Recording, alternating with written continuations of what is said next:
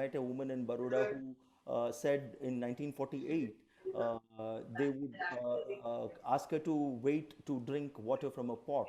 She's a Dalit woman in Baroda. She's a homemaker. When I met her, she's 73.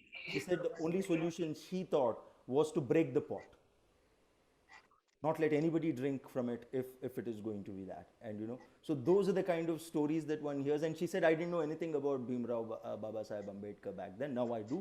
But we did our own thing. So history is constantly made everywhere.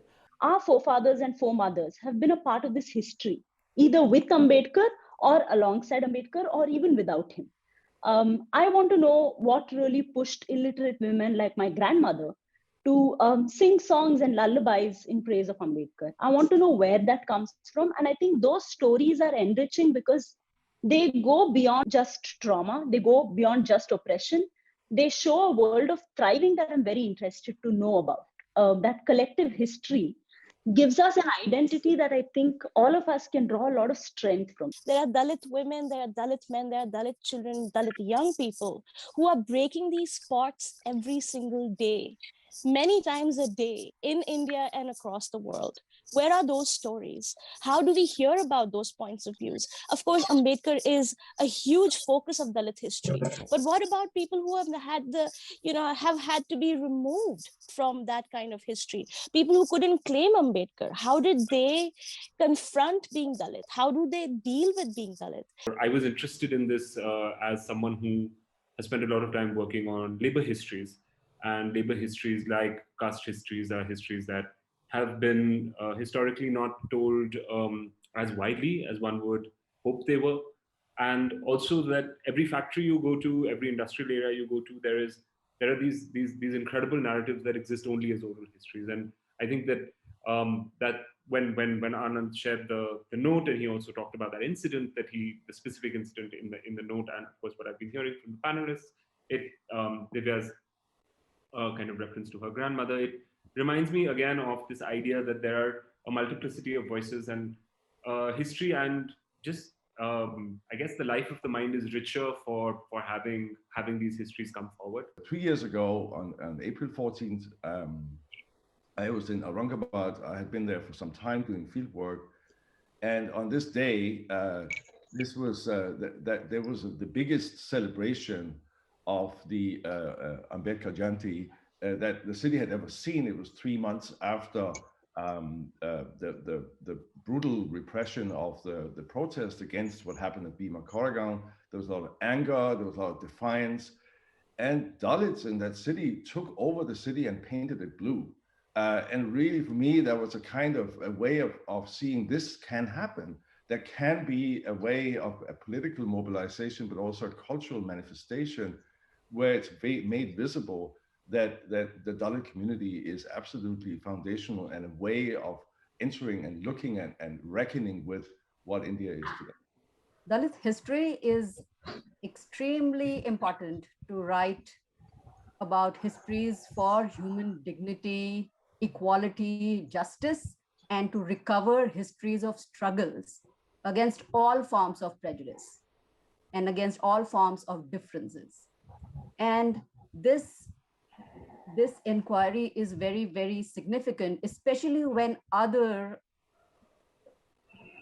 inquiries have failed to develop a systematic engagement with the systemic oppressions of caste inequality and to recover the agency of Dalits.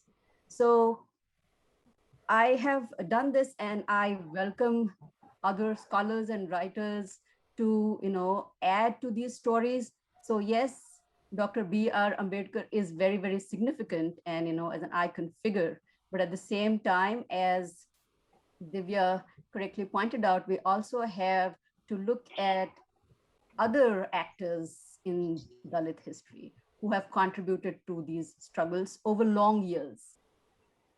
I mean, some of us have been mentoring the Dalit writers to dish out manuscripts and monographs, and one of the academic series I will very shortly do with OUP is about getting those manuscripts out, which is going to be very much rooted in academic traditions. And in this place also, what we have is an additional advantage of putting out in advance in a way, as opposed to and calling it fellowship. So it's, I think, a segue for many budding writers to take the money and write it, and they should. This is something you own. Nobody's doing favor on you. No Navayana doing favor on you. No Not at Sura is all. nobody else. Yeah. It's what you bring to table and how you uplift and enlighten more the career of literature, as well as the knowledge you bring. And I think that's how we need to come, and it's more ushering confidence, because our people are still undergoing a lot of traumatic experiences. We have said that those who wish to write in other languages can do so. Navayana doesn't have the fellowship covers only the work in which will finally result in English. We will try to raise the resources if translation and other efforts are required. But the submissions to the panel have to be translated into English. But will graphic novel format be accepted as a form of expression? Even though it is dealing with historical material, but as a form of expression, can graphic novels will be considered? Sandeep, if I may take that, since I've published a couple of graphic novels. One is Bhima. Are you familiar with Bhima Yeah, and yeah, of course, yeah, Now, yeah, I if you know. look at both those books, they are kind of historical engagements. Especially, Yes. one was based on waiting for a visa. Now, if somebody wants to do a graphic treatment of it, wow, it's music to my ears. I mean, do it well. Write a good proposal saying how you're going to recreate that history through a graphic retelling. We're not really looking to restrict anything. At least that's how I've come in. I'm not really looking to build a boundary for whether this really falls into this category, which is why I think it'll be beautiful for all of us to explore whatever it is that you'd like to. Very naturally, I'm very sure it'll fall into this category. If it does not, then we can take another approach about it. The whole idea is to include as much as possible. So there is nothing that we are. Please surprise us.